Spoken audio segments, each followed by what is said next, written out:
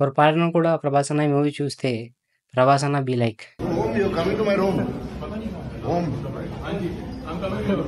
రాత్రి అనంగా మొదలు పెట్టాడు సార్, తెల్లవారిన దాకా ఒకటే మ్యూజిక్, ఇంత గ్యాప్ కూడా ఇవ్వలేదు సార్.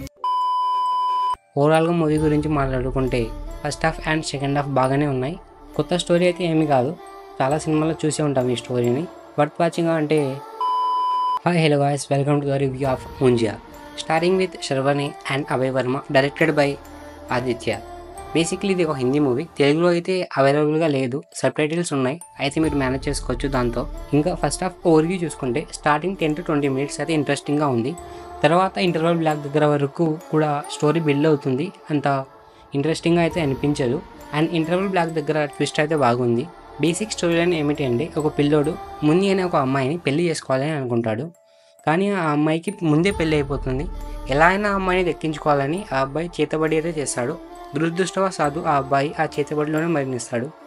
అలా మరణించిన ఆ అబ్బాయి ఒక బ్రహ్మరాక్షసుడుగా మారి చివరికి ఆ అమ్మాయిని పెళ్లి చేసుకున్నాడా లేదా అనేది మిగతా స్టోరీ.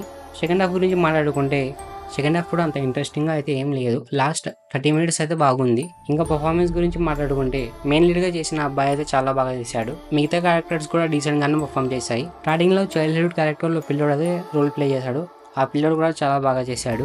ఇంకా సినిమాటోగ్రఫీ గురించి మాట్లాడుకుంటే సినిమాటోగ్రఫీ అయితే చాలా ఎక్సలెంట్గా ఉంది, బ్యాక్గ్రౌండ్ స్కోర్స్ అండ్ సాంగ్స్ కూడా చాలా బాగున్నాయి. ఇంకా విఎఫ్ఎక్స్ గురించి మాట్లాడుకుంటే విఎఫ్ఎక్స్ షాట్స్ అయితే చాలా బాగా ఎగ్జిక్యూట్ అయితే చేశారు. పొరపాటున కూడా ప్రభాస్ అన్న ఈ మూవీ చూస్తే ప్రభాస్ అన్న బీ లైక్. రాత్రి అనంగా మొదలు పెట్టాడు సార్, తెల్లవారిన దాకా ఒకటే మ్యూజిక్. ఓవరాల్గా మూవీ గురించి మాట్లాడుకుంటే first half and second half బాగానే ఉన్నాయి. కొత్త స్టోరీ అయితే ఏమీ కాదు, చాలా సినిమాల్లో చూసే ఉంటాం ఈ స్టోరీని. వర్త్ వాచింగ్ అంటే ఒకసారి చూడొచ్చు, ఏం పర్లేదు. అండ్ పాస్ట్లో వచ్చిన భేడియా మూవీకి అండ్ శ్రీ మూవీకి ఈ మూవీకి ఇంటర్లింక్ అయితే ఉంది. మ్యాడక్ ఫిలిమ్స్ వాళ్ళు ఒక హర్రర్ యూనివర్స్ అయితే క్రియేట్ చేద్దామని అనుకుంటున్నారు. చూద్దాం ఇంకా ఫ్యూచర్లో ఎన్ని మూవీస్ వస్తాయి ఈ బ్యానర్ నుంచి. అండ్ మీరు కూడా ఈ మూవీ చూసినట్టయితే మీకు ఈ మూవీ ఎలా అనిపించిందో కింద కామెంట్ చేసి చెప్పండి.